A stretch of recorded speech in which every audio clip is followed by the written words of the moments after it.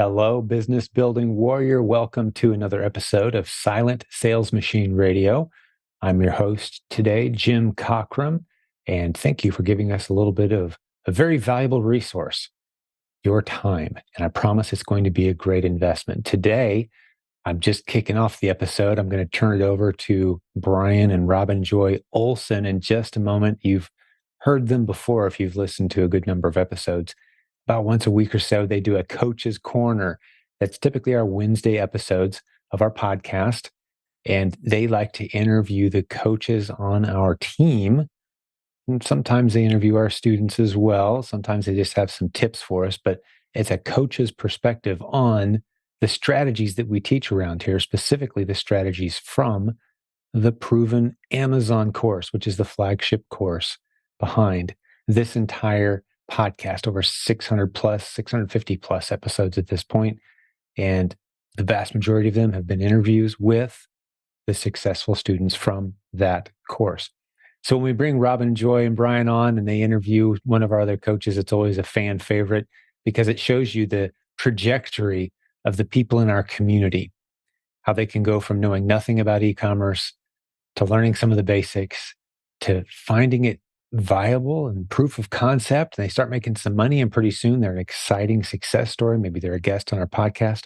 Pretty soon after that, maybe they're even a coach on our team. And that's the trajectory of today's primary guest, Michael Morejon, who's interviewed by Robin Joy and Brian Olson. So that's what you can expect here in just a moment once I turn the microphones over to them.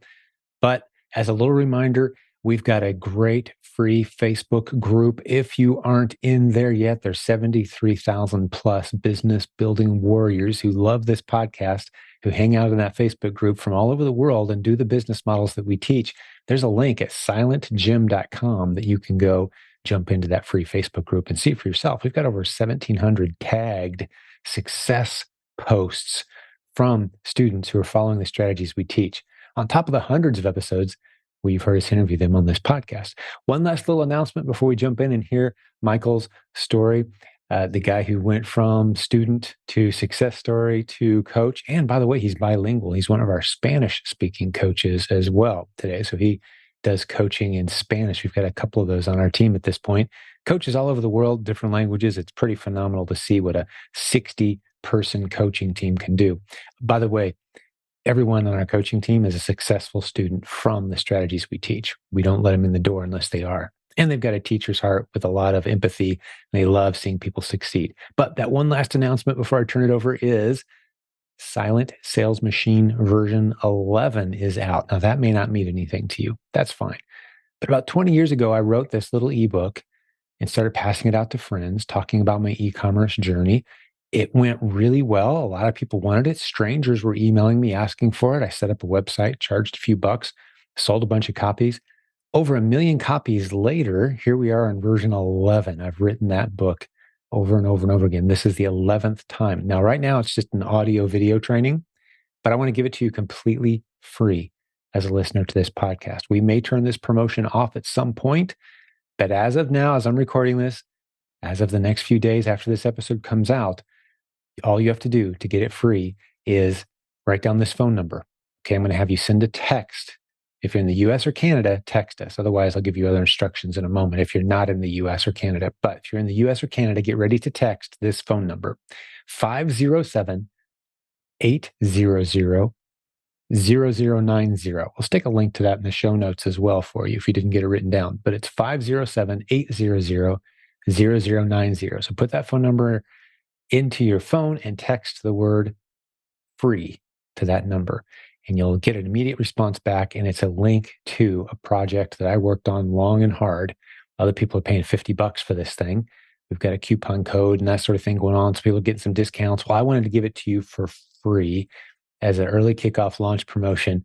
I think if you go through that program, it's going to really help you get dialed in on what this community is all about, a little bit of the history, but more importantly, what's your next best step, what best game plan for you should you be working on to build multiple streams of income using the internet creatively. I'm going to help you make a really good decision on some very specific action steps with that content, address some of the concerns you have, steer you away from some of the dangerous potholes that we've seen over the years. Keep in mind, we've been teaching e-commerce for 20 plus years. We've had over 10,000 coaching students at this point. We've learned some things along the way. I tried to cram all of that into a short audio video series I think you're going to really enjoy and benefit from. And I want to give it to you for free. One last time, the phone number 507 800 0090. Text the word free to that number, or go to silentjim.com, send a note to our support team and say, hey, Jim mentioned a phone number. It's not working for me. If you're having trouble, that's fine. We'll be happy to email you access to that as well, as long as the promotion period is still on. If you want to get more details about the book, go to silentsalesmachine.com. That's silentsalesmachine.com, and you can get more info about the book and what all's in there, as well as a little sample. All right. Without any more announcements necessary for today's episode, thank you so much for hanging out with us today. Let's jump over, turn the microphone over to Brian and Robin Joy Olson as they interview our good friend, great coach on our team, Michael Morejon. Enjoy. Welcome back to Silent Sales Machine Radio. We are your co-hosts. I'm Brian. And I'm Robin Joy. And this is Coach's Corner. Today we have the pleasure, I'm very fortunate to have Michael Morejon with us today. Michael's a coach in the Jim Cockrum coaching program. And I actually first met Michael, I don't know, maybe a year and a half ago, when you were first starting to get into coaching. But anyway, thanks for joining us today. My pleasure. Yeah, good. Thank you for having me. Yeah, well, we're always excited to do these things with other coaches, because I think a lot of times that people don't realize when they're getting into the Amazon business that there are so many different ways that you can do this business. And I know that the way you do it is different from the way we do it even. And so there's so many different tweaks. This is why, like, I'm not ever worried about competition, really. Because, I always say that's why there's room for all of us, because we all put a different spin on it with our different histories and expectations. Right. So would you just take a couple of minutes and tell us about how you got started in Amazon and kind of how you got to where you are today? Sure. So I'll try to make it as short as I can. Okay. I can talk. And I've been doing this for about 8 years or so. So I can I can go on and on. But long story short, I'm a teacher. I've been teaching for 10 years. And then one day I was driving to my job, and then I was hearing a podcast, and then this lady was there named Jessica. She does Amazon. I think she still does. I don't know. But she was like, it's different from Pack, like another course type of thing. And then she was talking about Amazon selling. She was doing like 100,000 a year. And I'm like, man, that's like double what I'm making as a teacher. So I'm like, what is this lady doing? And I'm here driving to work. I'm like, I want to make double what I'm making. So, and I heard it, even though you could sell on Amazon, like a lot of people, like, you could sell stuff. I didn't know that. So I didn't know nothing. I don't come from a business background or anything. So started looking into it. I got a couple of her resources. She had some ebooks and all of that. Checked that out, checked out some Facebook groups that, like people were chatting, and all. I'm like, oh, this is like a thing, it's a real thing. It's not like a scam or something. So I never really gotten into like a business or anything. So I was like, well, I'll try something on the side. I'm not going to leave my job or something, but I'll just check it out. So I started going to thrift store. I opened my account, started going to thrift stores. Then we do the garage sales, and it's real estate sales. I'm like, what is an estate sale? I didn't even know what that was. The website, I'm like, oh, estate, like, because I think like estate is like selling, like, because I've heard of like, your estate was like your whole life, like everything. And I'm like, oh, it's just like a house sale. You're selling everything in the house. I was like, okay. So I tried a couple of those. I didn't know I just would show up, and it was like some guy's house. He's like, yeah, we got some stuff here. And I'm like, okay. what do I do? Do I just pay you? He's like, yeah, cash or whatever. And it was like a garage sale, like in a house. And you just had weird stuff everywhere. And I'm like, can I sell this on Amazon? I don't know. It's like I'm some guy's house, it was just weird. So I was like, well, I'll try it, whatever. So I bought a couple, like, I don't remember what it was, just some toys and stuff. And he was just like dirt cheap. Now, in retrospect, I should have really scanned it, checked Keep. Well, they didn't have Keepa back then. Camel from back in the day. So I didn't know what I was doing. And just for a few years, just didn't know what I was doing. And then but even though I didn't know what I was doing, little by little started to grow. And then our business, I just kept tweaking it, making it better. Got my wife involved. She does it now. We do the Amazon e-commerce together. We just started learning from Facebook groups. Eventually I got Pack, and I started learning more from there. But it was just learning from, even today, I just learned from a lot of different places, and then just different people, and just get different perspectives. I'm like, oh, I didn't know you could do that, and you could do that, and that's cool, So you just pick up. I'm the type of person, like, I was just picking up things from different people, and let's try that. And I'm like, okay, that didn't work. but this works. So, and I just started structuring and getting it better, how to source better, organize my finances better, the software, all of those things. It's like, let's try this. No, this didn't work. I don't like this. Let's switch to this one. And I still do that to this day. I'm always trying stuff. So to see kind of like what sticks, what stores are better. Maybe this store's good. Maybe this is not that good. So that's just been like, I've just been like stumbling my way into it until this past, I would say like 3 years or something. It's been more like stable to the point that I was able to leave my job and then do this full time. But it wasn't like I just quit my job, like it was slowly. Like I saved money, I have a wife, I have a family. So, I'm not like 20 and just leave everything and just, I couldn't do that. I'm not in that season anymore. So, right. So I had to really plan it, structure it properly. So just in case, God forbid, I lose my account, Amazon disappears tomorrow. They say it's over and Amazon's gone, I have a backup plan. So yeah. So that was just, little by little. And then just still to this day, still learning. I'm always, even though I'm a coach, I like to learn too from my students because then I can learn something to teach them. My students keep me, they're like, oh, did you know you could do this? I'm like, I didn't know you could do that. How did you do that? So I learn from them and then I want to try things too. So I can tell them, hey, I tried this. Don't do that. I already did it. Right. Yeah. A good idea. Oh, but what about this? That's not a good idea. I already tried that too. So it's good. So I like to be like a mini, like a sort of like a guinea pig. Like I'll test things, Yeah. So then I can save them the hassle of going through the pain. So we actually do share more than one coaching client. And I was actually on a session with one of them this morning who was teaching me something that I didn't know. And it was primarily around a tool. And I was like, holy cow, I didn't know that. Did that all the time. Yeah. And I know Robin, when I came home the other night, Robin said, did you know you can look here to see something or other? And I was like, no. And she showed me and I was like, wow, I didn't even know that existed. Well, and new things we don't catch because we're so used to looking at the way things have always been. And then people that we're working with, they're like, well, why don't you just do this? Oh, that didn't used to be there. Yes. Yeah. That's happened to me several times. And I'm like, I should know that. I'm the coach, like right. The new student that just started like a month ago, like found something new. I'm like, okay. But it's cool. I always love to learn and, glean information from other people. So yeah, definitely. So tell us a little bit about how you got started in coaching. Sure. So let me think. So I had PAC, so I bought the course. I don't remember honestly when, maybe a couple years ago. And just like most people, I bought a course. I didn't really watch it. I watched a little bit. I'm like, okay, this is cool. I'll come back to it one day. And then I saw that they had coaching, but I was never like interested. I wanted to have a coach, but I guess I didn't even look into much of Jim Cochran coaching. It was just like a thing. It's like, oh, we have coaching. I'm like, okay, cool. So then one time they texted me, I think it was in January. Yeah, January of 2022, I think.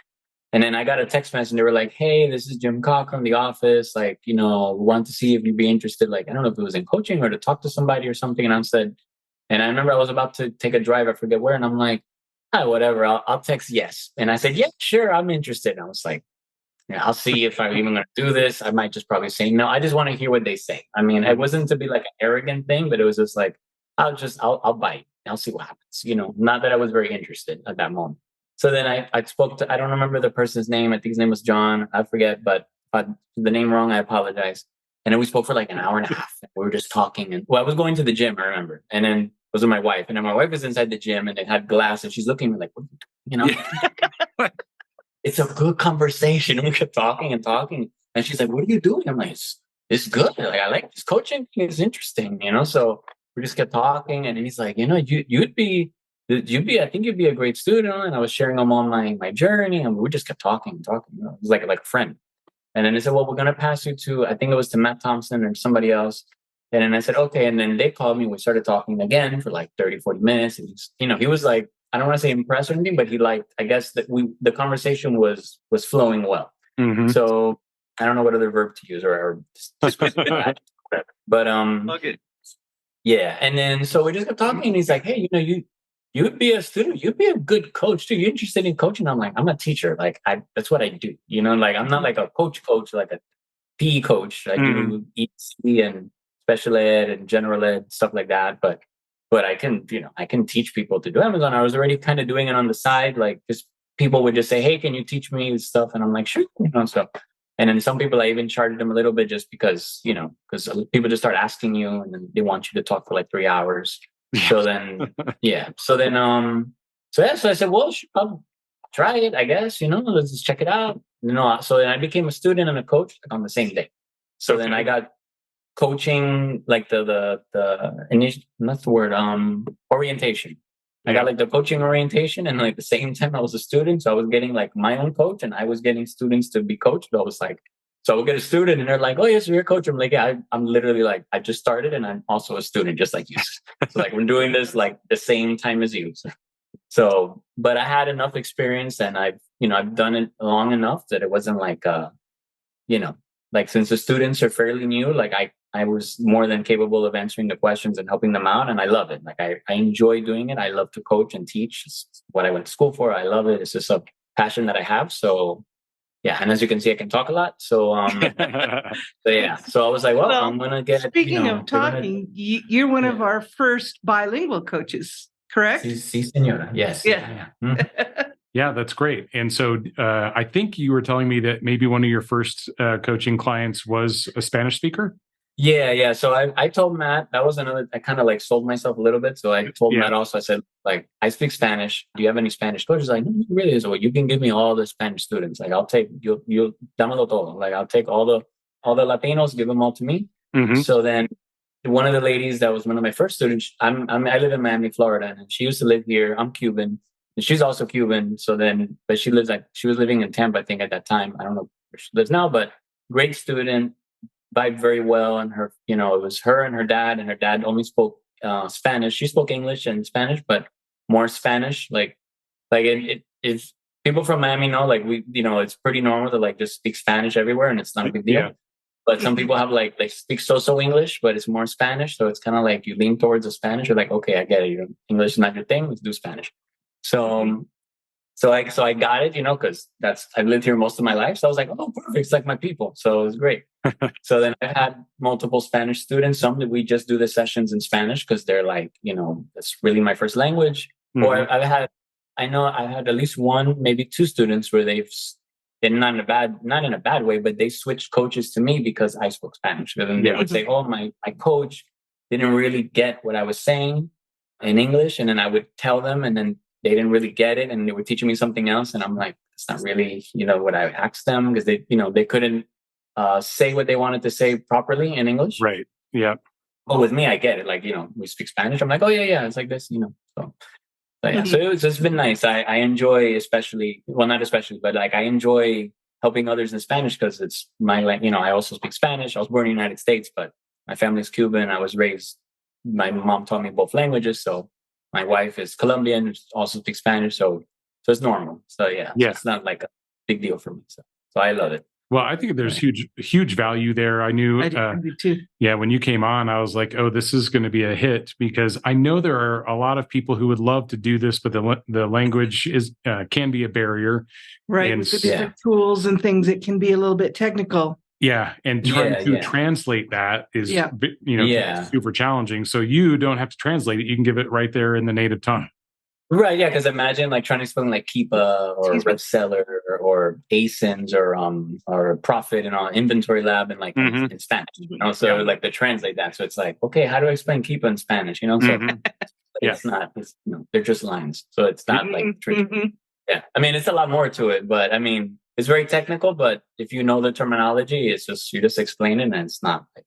Yeah, I remember the first time I saw a Keepa chart, I was like, "This is sort of looks like the heartbeat monitor." Yeah. Right, that's what I tell people. All these different like things. Yeah, but then I do the same thing. Yeah. But I think maybe the first time I saw it, the person who was demonstrating it had it upside down, because you can turn the lines upside down, so they're actually spikes instead of drops. Mm-hmm. And I was so confused. It is. Yeah, when you first look at it, you're like, "What? Why are there lines? Why are there colors? Why are there so many inside?" Like triangles. At first, I was what this is. Yeah, initially it can seem like a foreign language to everybody. Mm-hmm. So what are your primary methods that you are helping your clients with? Cool. So I have a few. My students, right? Not per se, or just in general. Yeah, so I like to help my students more with retail and online arbitrage, which is more my specialty. I do both. I do RA, OA. I do a little bit of wholesale. Like I'm dangerous enough to know how to do it. It's not like the main thing that I do, but I've opened accounts, all of that. So, but mainly I do a lot of RA and OA with my virtual assistant. So I teach students like how to organize their systems, like get things structured. If they want to do retail arbitrage sourcing, I do a lot of outlet sourcing also, so I can teach them that. If it's OA, like how to use tactical arbitrage, how to use Celeram, how to do reverse searching, all those little. I'm always trying to keep up with what's new, even with what you guys have taught with Keepa. Like I have to finish watching all the videos, but I've seen a few, so I try to learn all the deep dive of Keepa also. So I'm always trying to like learn new methods and what works, so I can tell okay, this method is like, it's okay, but this method's really good, So I try to, teach them the better methods or different ones so they can go, okay, you don't really want to do Keepa, let's do tactical arbitrage. You want to do that? There's Celeram, so we'll play around and we see what works for them and then we just go from there. Maybe they don't want to do OA. They're like, no, I don't want to be in front of a computer. I want to go out. Or it's the opposite. Like, I don't want to go out. I'm out enough. I just want to be in front of my computer. Cool. You tell me where you want to go and we go there. So I think that's one of the really nice things about, most of the coaches in the group of coaches feel that way. And I'm glad that you do too. It's kind of more what the client needs, not necessarily what we do all the time, but different methods that we can kind of put together a plan that will work for the client. So I'm glad that you're doing that. That's nice to hear. Yeah, I always like to do that because I've told students, I'm like, look, I can teach you OA, but maybe you don't want to do OA. And then I'm here talking, blah, blah, blah, blah. And they're thinking, I don't care about OA, but I don't want to be rude. And, and they're like, okay, thank you. But they're like, I don't care about OA, So I tell them, you tell me what you want and I will, cater to you. Like I'm your coach. I can talk all day. But you tell me what you want me to talk about. Yeah. So, at the same time, I think we have to give them advice and help them make those decisions because, it's still a foreign language to them in the beginning. Each of these doesn't mean much until we kind of lay it out for them. So sounds like you have a big spectrum of things that you can work with clients on and move them from one thing to the other if you need to. That's good. Yeah. So, what do you get like common questions? What are the questions you get all the time? Or, maybe not every single client, but the majority of clients. What do you hear yourself saying a lot? Yeah. What do you repeat all the time? That's what do I hear myself saying? That's like a teacher thing. Like what are students always asking? Yeah. So there's a few things. One thing I'm just trying to think and then I'll break it down. Like I know replens is always a question, the replens.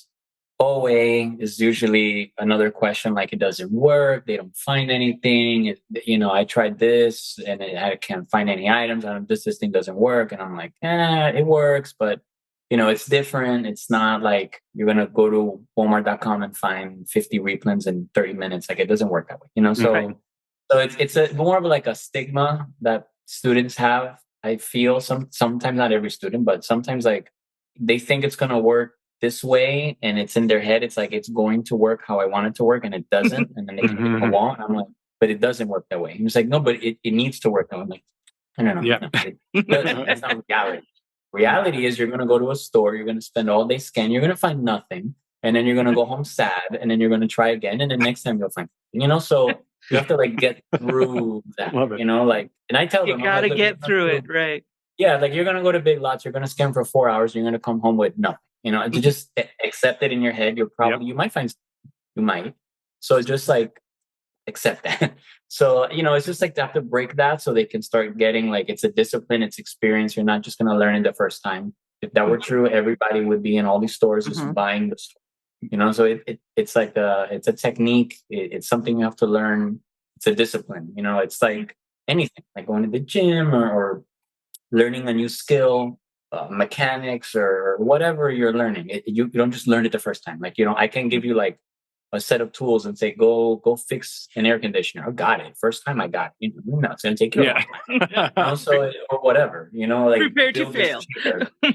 Yeah, that would be awesome. I figured out the AC repair on my very first job. Yeah, everybody be doing AC repair. Right, this doesn't happen, right? Yeah. Yeah. So it's like everything in life. It's good. It's takes time. You got to do it. You're going to fail. And I always tell them, you're going to fail. I don't sugarcoat it. I'm like, you're going to mess up. You're just not going to work. You're going to get frustrated. You're going to cry, whatever.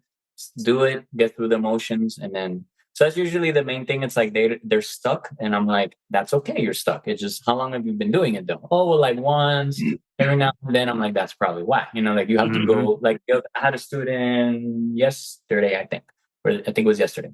And we went, he was asking me questions about like how to get himself more structured and all of that. And I said, well, like, what's your structure? And he's like, well, I have like these 3 hours that I source. And I'm like, okay, cool.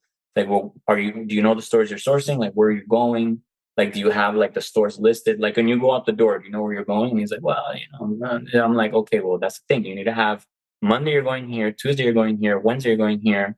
You know where you're going. You have the address. Like, that's how we did it. Like, we did a route. We're like Monday, Tuesday, Wednesday, we're hitting these stores. Next week, these stores. It was like a rotation. So I taught that, and then we made a little schedule, like a fake one. I said, well, you make yours. I'm just making one up. So I try to help students like make it more structured. And then with the replens also, like they can't find replens. And I'm like, yeah, but it takes time. You gotta have a system in place. You have to be able to track them. Whatever software, I recommend some softwares, Plan Dashboard or Inventory Lab or a Google Sheet, whatever. And just figure out a method, whatever works for you, a piece of paper, I don't know, and just do it. Just like Nike, you just have to just go do it, just try it, mess up, and just keep doing it, over and over. I think you hit on. It's gonna click. Yeah, I think you hit on something there, Michael. Is that we as coaches, we show you what we do because we've been successful with that. So we are sharing that with you as a client.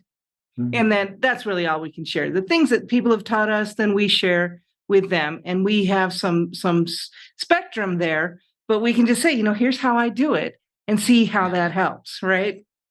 Right. So I think you hit on something there to just kind of show that's what we do. Yep. That's what we do, and it works for us. So why don't you try that?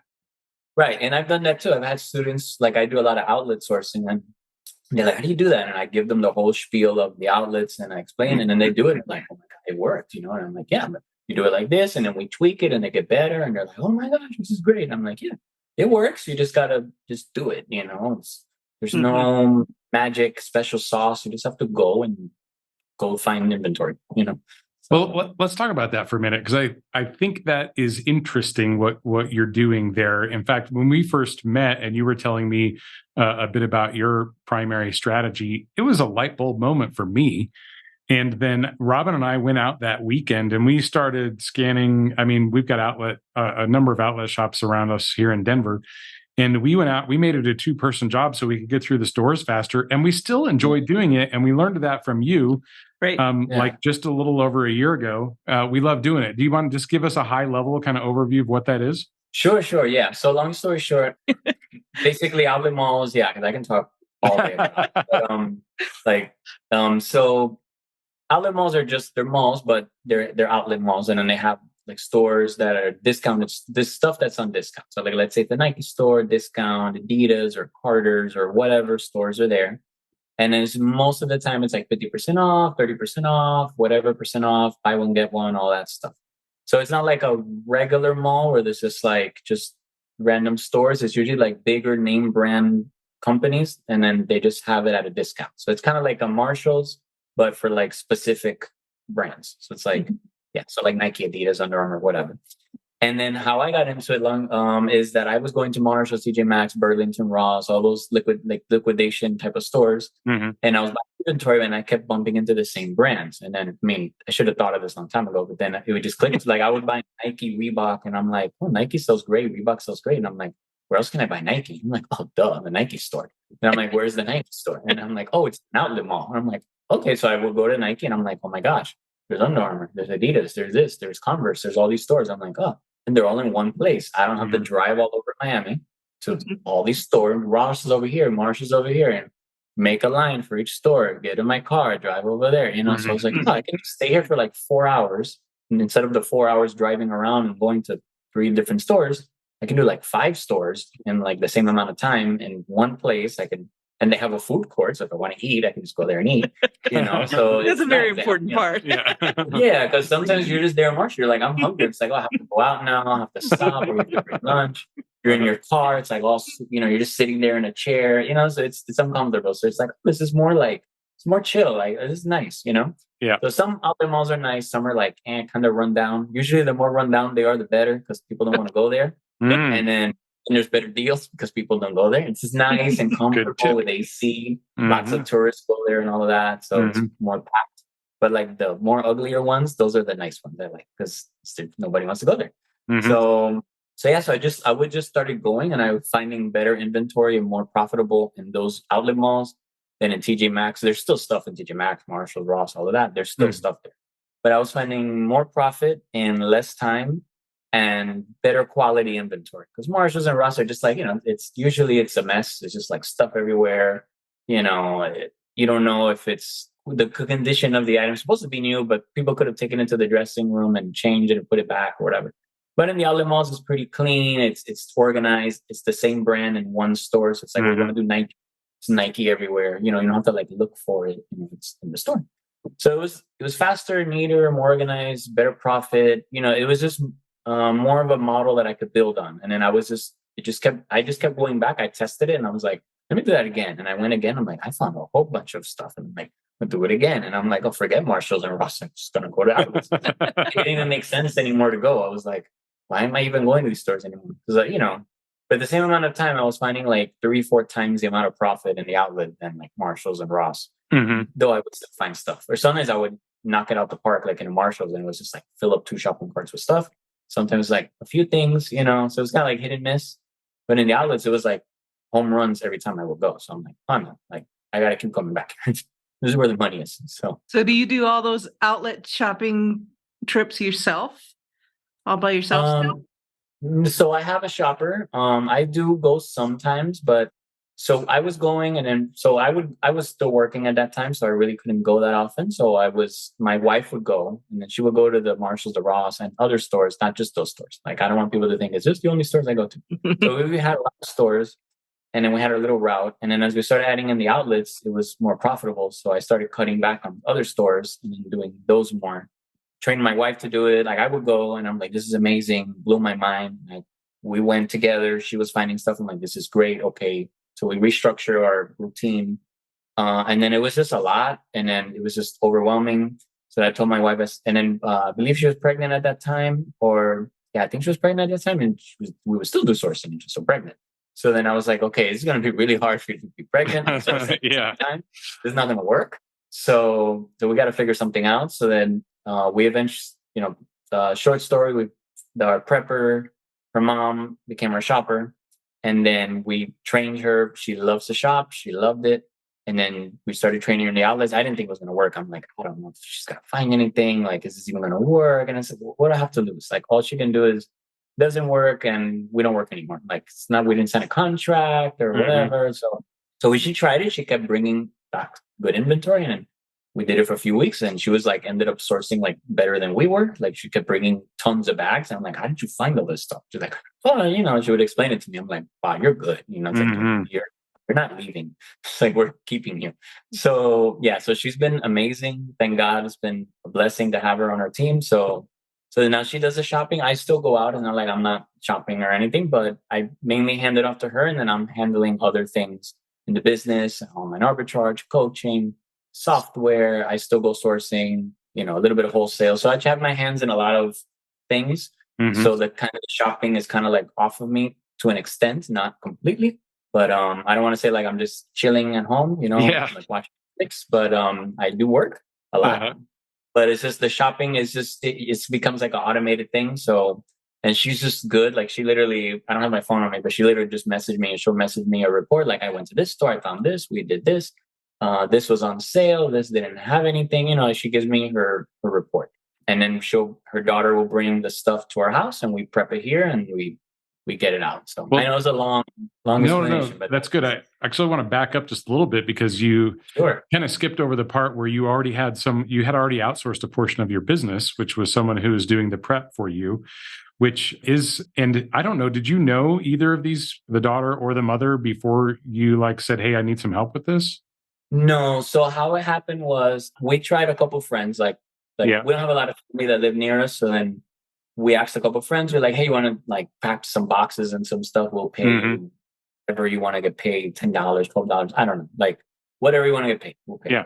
You know, sure, whatever. It's nice because you have some friends over, a friend, and it was like a friend of my wife, and I think a friend of mine too. We tried it, but they didn't really like. It wasn't like their thing, or like they were very busy. They're like, you know, not today. They weren't feeling it, you know. So it was like wasn't for them. So I was like, I thought it would be nice. I'm like, oh, I have a friend over, and we can like talk, and then they're prepping, so it would be fun. It didn't work out, so I was like, okay, that didn't work. So then I asked my wife, I said, okay, well, why don't you like ask around in our church if somebody knows somebody that wants to do it, you know? So then she asked somebody that knew this college student who was the daughter of my shopper. She tried it out, pretty quiet, but it went well. And then she would just quietly just prep everything. She was doing it. And I was like, oh, she's good. You know, I was like, cool, this is awesome. You know, so, and I said, cool, you're hired. Let's go. So then we hired her, and then we one day we were considering the shopper, and then we asked them, like, you know anybody that like wants to shop? She's like, oh, my mom loves to shop. I'm like, cool, let's interview her. So my wife interviewed her, yeah, and then it was a good match. You know, like my wife and her got along very well, and then we trained her. She loved it. She's like, oh, this is great, because she does a lot in church and ministry and all of that. So she had like she needed something that was like a flexible type of job, not like, 9 to 5. She wanted something that's more, she can kind of do her own hours. And I was like, yeah, look, I don't care what time you go, what day you go. You just tell me, I'm going to go this day at this time. And if you need to switch it, you can go Tuesday, you're going to go Thursday. I don't care. As long as you go. When you go at night, in the morning, in the afternoon, I don't care. Just that you go. And when we came into our agreement and it worked out, and the first daughter went to get a job and go to college and internship and all of that. So then now the sister is helping us, and then the mom is still working with us, and it's been a blessing. It's so good. Like I would hate if they were to quit. I'd be like, look, I'll give you more money. Like, what do you want? Like, don't it's like, you want money? I give you money, So, because it's such a great thing. It's like almost like pinch me. Like, this is amazing. Like, like we prep still. We feel like the same way all the time. Yeah, we do. Yeah. So we still do prep, my wife and I, like when she's here, because sometimes the shipments are huge, and I'm not just going to be here like, yeah, prep for me, like I'm in there and I'm like, let's go boxes. You need labels. After this, so we're in it. We put some music on, we make it fun. We get some smoothies or whatever, and we do it. So that's great. Yeah. I think that's so awesome that you can teach that too to your clients. Like, here's how you outsource. Step 1, right? Outsource your prep. Step 2, outsource your shopping. And what you've done then, Michael, is freed yourself from a job as well. And we were talking before we started recording this that, like, it seemed like just yesterday, and it was over a year ago, that we were talking about you going to leave your job because you had enough stability and trust in your business, and you did it. And I was asking you, like, do you still set an alarm clock? And you're like, yeah. And I can tell, like, you're still in there working, right? Even though you've got your business outsourced, but you enjoy all the parts of the business that you're doing. Right. Yeah, because I don't want to say feel like a job, but I want to feel like every day I have like a goal. Like, I'm not just like, what am I going to do today? I don't know. Right. Like I could fall into that. We still need purpose. Yeah. Just not like necessarily someone telling us what our purpose is. Right. Because you have to like push yourself. Like now, so my wife and I, we both work from home. We have our son, so it's like we can just be like, we're just not going to do anything. So, but I want to have a goal. Like, okay, today I'm doing this. I'm going to do this. Yeah. I'll write it down either in a book or a paper, pen, and I just write down, okay, today I'm doing this. I'm doing this. What are my goals today? So I'm always moving things forward, even if it's a little bit every day. I try to get as much as I can, but I've learned over the, and just in life in general, like, you can't do everything in one day. So I'm like, I don't do this much today. Tomorrow I'll handle this other stuff. So, so I try to handle what I can handle. And then, I just try to like manage, like if my shopper send me a message, or, the prepper needs some more poly bags or whatever, like my VAs need a question, they need help with this, I have to record them a video, some training or some software or whatever. I do all that stuff. Okay. And then I catch up to like other little projects. Like, oh, I want to try this. But I have the time now. Yeah. It's like, oh, I want to add in eBay. I want to do more wholesale. I want to do this. Like, I can do it. It's not before it was like, oh, yeah, one day I'll do wholesale. It's like, one day I'll do eBay. I don't know, so I don't have the time. How, like at 3 a.m, like when would I do it? So now I can schedule that in. I'm like, okay, today I'm going to test this thing, or try this thing, so I love it because I have that flexibility to do that now. That's great. And it's worked for so long. It wasn't like we just did it. So it's like you said, I have confidence. Like I like that you said, I have confidence in the business that it works. Like my fear, I'm like, this is just going to like stop, and then the money's going to stop, everything's going to stop. And it's going to be like a Bitcoin thing. Like it was working and it all crashed. I was scared of that. I'm like, okay, I have to go back and teach again, but I kept let it flow for a long time. I'm like, okay, this is working, Let it flow. Back up a little bit and let it run. Yep, I like it. Yeah. So, well, that's great. I think Robin and I both appreciate you sharing those details. And I know you love what you're doing, because we've had you in a couple of different group settings before where you've shared information with people in our groups. And I think you even did a recording for us one time for our group about how you do the outlet stuff. And I just can't tell you how much we all appreciate that. Yeah, my pleasure. And just to be clear, you are a coach with Jim Cockrum, and you are accepting new clients, right? Yes, sir. Yeah. Okay. Yeah. Good. So if anyone was listening to this and they were like, I kind of like Michael's idea of how he does his Amazon business, and they were to call up the coaching office and ask to work with you, you'd work with them. Yeah, for sure. Yeah, especially if they're Hispanic, Latino. Just come my way.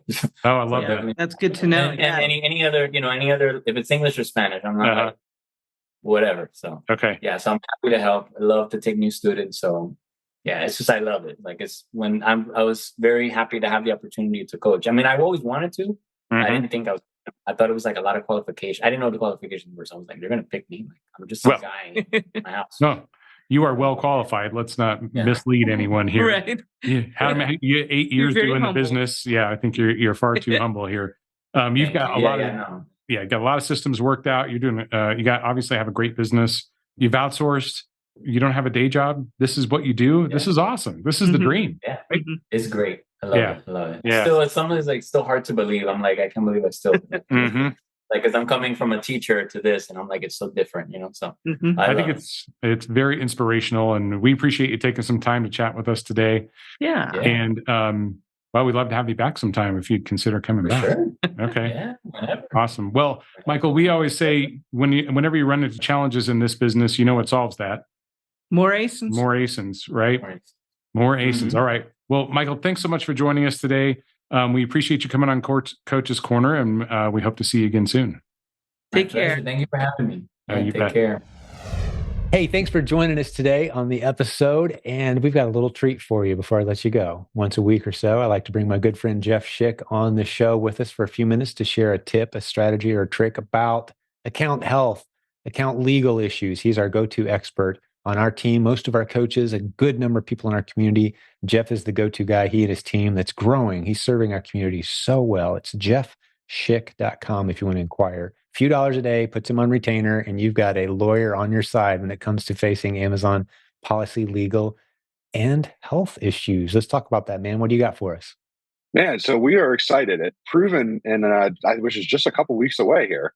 Yeah, we're going to be launching something that we think is pretty big. It's an industry first, that I like to say, and it is our new Account Health Pro program. So I know I've talked to you a little bit about it, and I've gotten a lot of feedback from some of the coaches as we've helped develop it.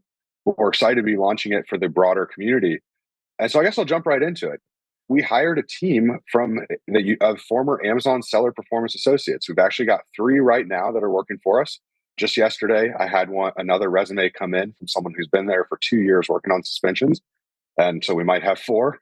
if all goes well, I'm going to interview him later this week. And maybe by next week, we'll have four former Amazonians on our team. And they're actually going into people's seller accounts that are in Account Health Pro. And we're proactively monitoring for issues and taking care of them when they pop up. So that way you get to focus on running your business, and we help focus on keeping it from having any sort of issues in the first place. And we're using, we're combining, my legal experience and selling on Amazon experience, and my teams, I think they've got a combined 20 years of Amazon experience of working on the other side of the table, suspending accounts and reading appeals and looking for those red flags to help you prevent yourself from being one of those statistics. So that's fantastic. So former Amazonians whose job was suspending and unsuspending sellers and reading plans of action, they're on your team now, helping with account yes. health issues. And all the details I know are at jeffschick.com. People can get over there and get the details. But the pricing that I've heard you talk about, I know you're still dialing that in, so we don't have to say it now, but it's very reasonable for all the services that folks are going to get. So that I think if you've got a business of any size, significant, consistent income coming from your Amazon account, put Jeff Schick on retainer.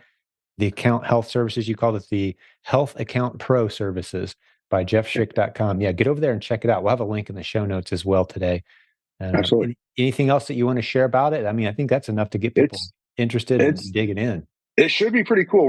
We have a whole website that's being developed right now. It will be live for Proven, but if it's not, by the time this episode airs, I'm hoping it's live too.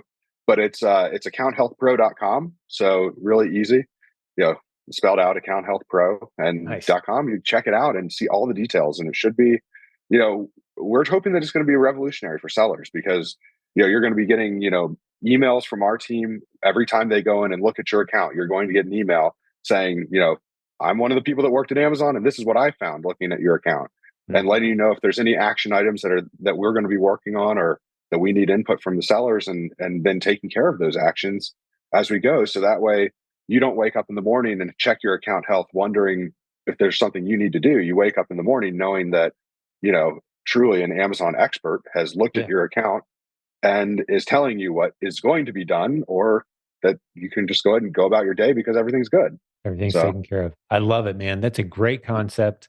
And it makes total sense that you would be the guy to come up with a team that's former Amazonians doing this.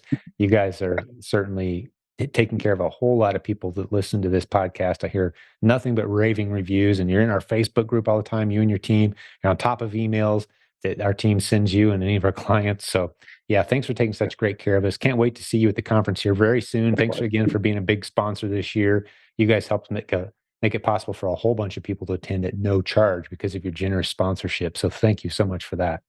Well, thank you. We appreciate it. We appreciate the opportunity. So, well, it's good partnering with you, buddy. We'll do this again next week. Okay. What do you say? Sounds good. All right, man. I'll talk to you then. Thank you.